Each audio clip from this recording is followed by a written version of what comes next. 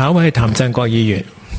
多謝主席。咁首先呢，要肯定政府啦喺照顧者支援上面呢一系列嘅工作。其實見到文件提到啦，各項嘅計劃啦同埋措施啦，都令到好多有需要嘅人士呢係受惠。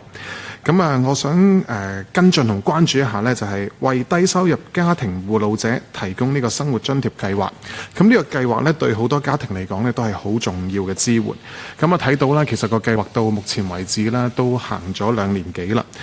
想問一問呢，其實對於個津貼嘅金額啦，同埋個申請嘅資格，政府會唔會有一個定期檢討嘅一個機制呢？即係舉例嚟講啦，照顧一個可以自己自理嘅長者，同埋照顧一個長期臥床啦，或者有認知障礙、嚴重殘疾，甚至係呢個精神健康出現危機嘅呢啲長者呢，嗰個照顧嘅強度呢係完全唔同嘅。政府其實會唔會考慮係按照呢啲實際情況設立一啲唔同層級嘅照顧者嘅津貼？另外就關於呢一個照顧者數據平台啦，其實我都係好支持政府應用呢個大數據同埋智能科技，去主動識別啲家庭呢，同埋係作出跟進嘅。文件亦都提到啦，醫管局啊、房委會協作嘅呢個試行計劃呢，都係好有成效。我想了解一下呢，就係關於文件提到同房委會協作嘅嗰個試點計劃啦，而家已經擴展到全港18區啦，未來呢亦都會納入房協嘅公屋住戶。喺北部都會區呢，好似古洞北啊同埋粉嶺北咁，未來呢其實都會有好多公營房屋係去入伙。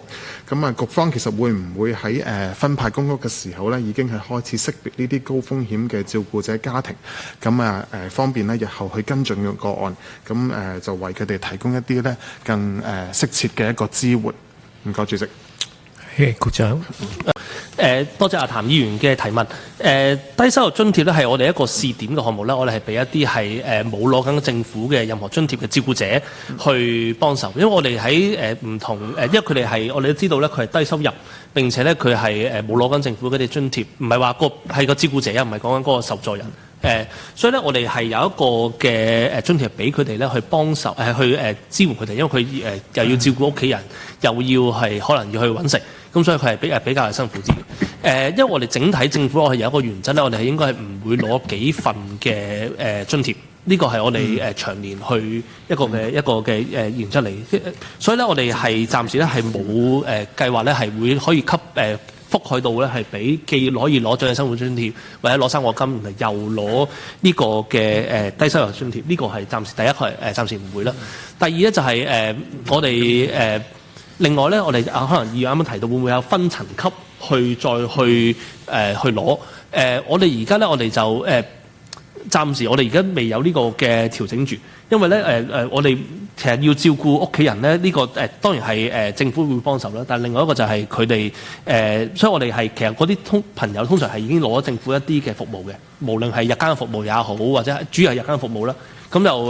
可能佢係有或者可能有啲上門嘅服務都有。咁所以咧，我哋就我哋反而有更加多咧係要援助佢，我哋唔係諗住係俾錢去援助佢，而係俾一個啱嘅服務佢咧去支援佢。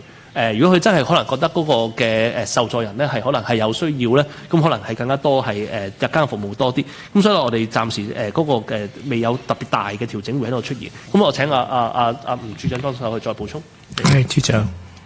係咁咧，就住嗰個照顧者津貼咧，咁即係當然我哋即係已經恆常化咗啦。咁但係咧，其實咧我都想指出咧，就頭先即係議員所講嘅咧，就係即係喺照顧者津貼以外咧，我哋其實都按住嗰個被照顧者嗰個情況咧，我哋咧其實都有其他嘅現金津貼嘅。咁舉例啦，就我哋係有一個嘅普通額同埋高額嘅傷殘津貼啦。我哋亦都有一個嚴重殘疾人士嘅特別護理津貼啦。咁係又係一啲60歲以下居於社區攞緊一啲高額傷殘津貼嘅嚴重殘疾人士而設嘅，咁幫佢哋咧去買一啲護理用品啊，同埋一啲照顧護理有關嘅嚇。咁另外我哋都有其他嘅角色嘅，即係就住嗰個殘疾人士咧所提供嘅即係各項嘅津貼㗎。咁所以即係